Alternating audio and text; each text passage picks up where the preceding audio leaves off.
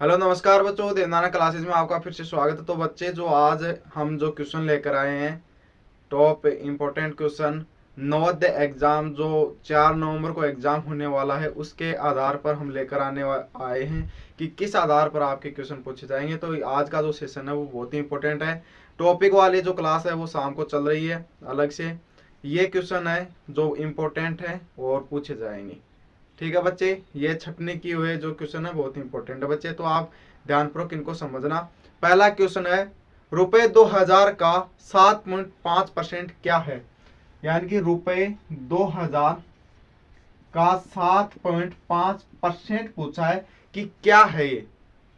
तो इस प्रकार के क्वेश्चनों को कैसे बड़ी आसानी से सोल्व कर सकते हैं हम कि 2000 अगर प्रतिशत हम हटाएंगे तो 100 नीचे लगाएंगे और पॉइंट हटाएंगे तो एक जीरो और बढ़ जाएगा, एक जीरो और बढ़ जाएगा। तो 3 जीरो से 3 जीरो कट जाएंगे और 75 का 2 गुना कितना होता है, 75 को हम 2 से गुना करेंगे तो 150 हमारा करेक्ट आंसर हो जाएगा भाई। 150 हमारा बिल्कुल सही करेक्ट आंसर हो जाएगा। ठीक है, चलिए आगे और क्वेश्चन करते हैं हम इसी के आधार पर। अगला जो क्वेश्चन है वो पूछा गया है कि यदि 25 को 0.993 से गुणा कर दिया जाए तो निकटतम गुणनफल कितना होगा, क्या होगा। तो आपके ऑप्शन में दे रखे हैं 250, 300, इस तरह कुछ दे रखा है, लेकिन हम आपको फिक्स बताएंगे कि कितना क्या आंसर होगा, गुणनफल करेंगे। तो इस प्रकार के क्वेश्चनों को कैसे करेंगे आप एक बार पॉइंट को भूल जाइए, पॉइंट को भूल जाइए और 25 से आप मल्टीप्लाई कर दीजिएगा। 25 से मल्टीप्लाई करेंगे तो आपका आंसर आ जाएगा, ये वाला आपका आंसर आ जाएगा।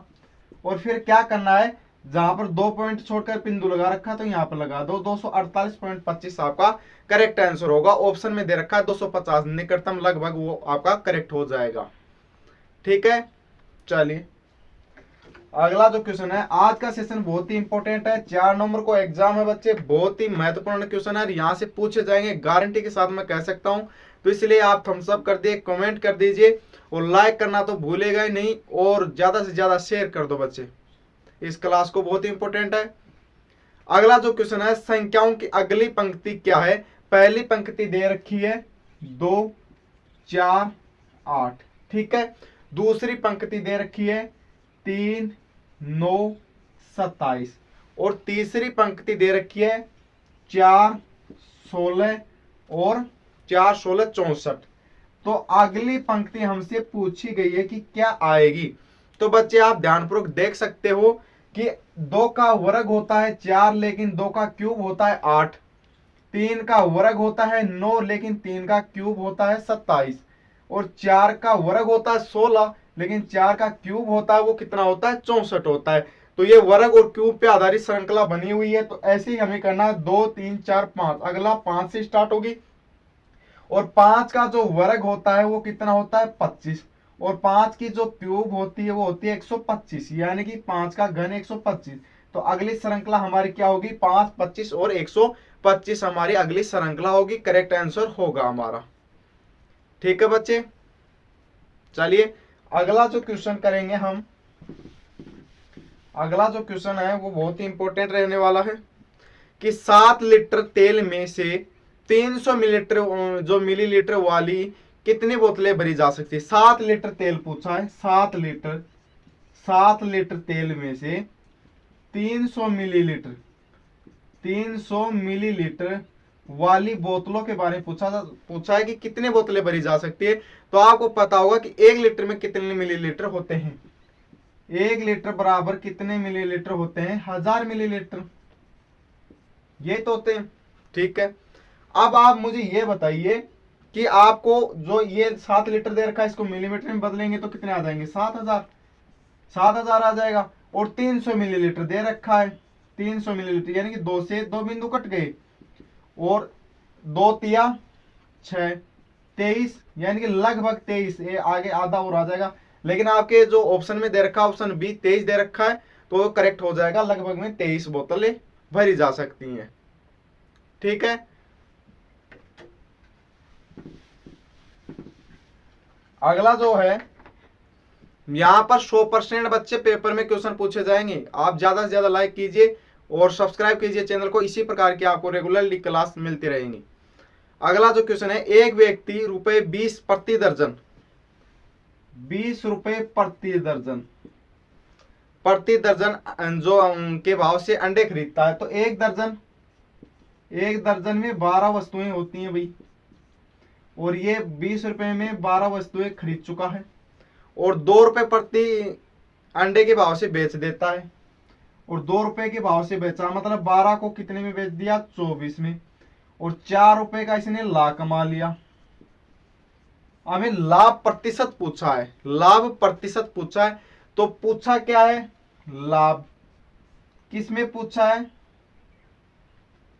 प्रतिशत में पूछा ना, 100, और कितने प्रतिशत का जो हुआ है, कितने से करना है, 20%, 20%, 20 का दे रखा ना कि हमें जो हुआ है वो कितने का है, 20 के भाव से खरीदे थे, 20 के से, ये लो 0 से 0, 5 चौक 20, 20 से हमारा लाभ प्रतिशत आ जाएगा, 20 से हमारा लाभ प्रतिशत आ जाएगा। ठीक है बच्चे, चलिए अगला जो क्वेश्चन है,